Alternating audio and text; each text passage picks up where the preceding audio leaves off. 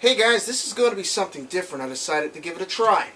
I'm always reading websites such as Tom's Harbor and Tech, and decided I would do a few tech videos where I discuss such and such hardware.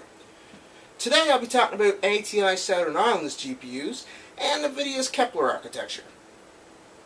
I'm going to assume most of you make very little money like myself, but really enjoy PC gaming. I'm running a set of 460 GTXs and SLI, and to be honest, I'm not in a financial situation to make the upgrade to a recently released 6070 GTX. But is the upgrade really worth it? That's what I'm going to talk about on here now. ATI Southern Islands got the jump on NVIDIA's Kepler back as early as the paper launch in December, from which the bigger reviewers got their hands on reference cards to begin their benchmarks. This is about the time I was considering nabbing a 560 Ti, but decided to hold off for Kepler's release. But in the end, I actually picked up a second 460 GTX. As it stands right now, the 680 and the 7970 trade blows when it comes to performance. And it very much comes down to what games you play and what deals exist for each GPU on various websites such as Newegg and Direct Canada. I mentioned these sites because these are the two sites I've found all the best deals on. Looking at NNTech's benchmarks, you can see both cards are great cards, but they have different price points. The biggest thing on my mind for a graphics card is the price for performance. From all the game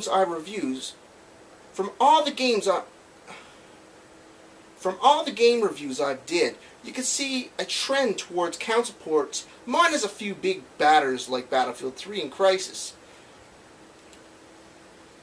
So, let me ask you this question. Are you willing to lay down a nice payment on a new car for a high-end graphics card? I was stupid like this and once said yes. I bought the 7950 GX2 at launch, which could cost me 800 bones, but since then I've smartened up just a little.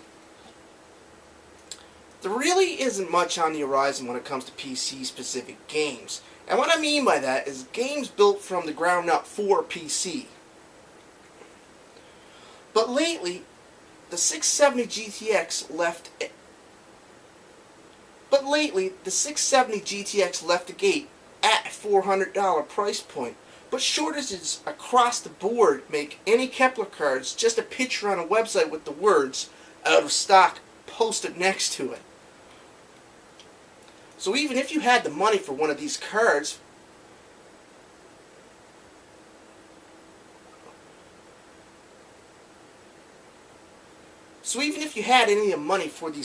finding any of the 670s or 680s will be a task. That task would actually be eBay, but be prepared to spend more. Usually, I buy NVIDIA cards because of CUDA and its uses with iRag and the Mercury playback engine in 3ds Max and Adobe. I tend to use both these products every day, and when CUDA kicks in After Effects, you can really notice a large difference in playback and encoding. On a side note, if you're using Adobe CS5, you'll need 1 gig of VRAM on your graphics card to use its Mercury playback engine. I got screwed here because I have the 768 megabyte version of the 460s. I can hack it to get it to work, but I found the software too unstable to use. But here's the kicker. Should you go all out and drop 1K on the latest, bestest graphics card? No, you shouldn't. I'm willing to bet the guys who have subbed to me on here don't have 3 displays running some retarded resolution. Something that would need or require such a pricey graphics card. There may be 1 or 2 on here, but most people like myself try to make ends meet.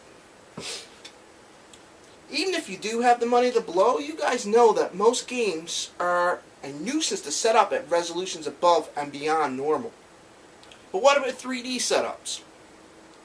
Well, I still say no to dropping a shitload of money on the best of the best. A pair of 570s will get the job done. Maybe not always at 60 frames per second, but for the most part, you should be hitting 30. So what would I recommend? I think most of you guys wait for a specific game to come out, then do your upgrades. For me, it's going to be SimCity 5, but for some reason I kind of think it's going to be CPU.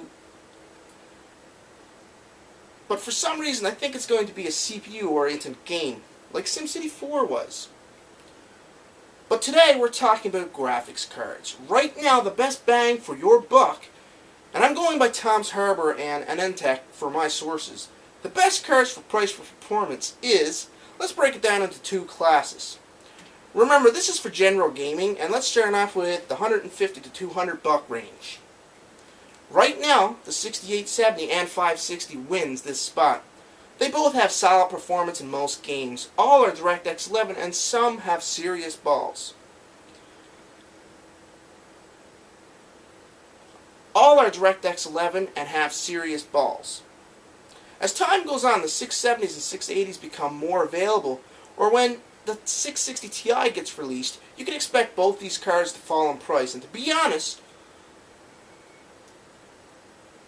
as I was saying, most of the new games being released today are console ports. For price for performance of the two, the 6870 is the better card with a slightly better price for performance over the 560. Now, for the $200 to $300 range, which is the price point I buy in, right now you have a couple options. The 560 Ti and the 7850, with the latter reaching the high end of the pricing. Also, NVIDIA tossed in a curveball here with the 448 CUDA-Core version of the 560 Ti.